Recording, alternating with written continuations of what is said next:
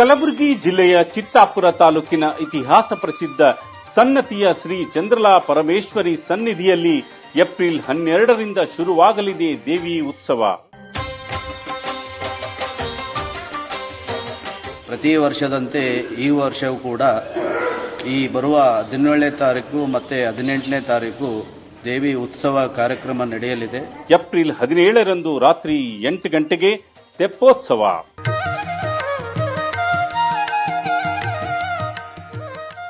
April 18ರಂದು ಸಂಜೆ 6 ಗಂಟೆಗೆ ನಡೆಯಲಿದೆ ವೈಭವದ ರಥೋತ್ಸವ.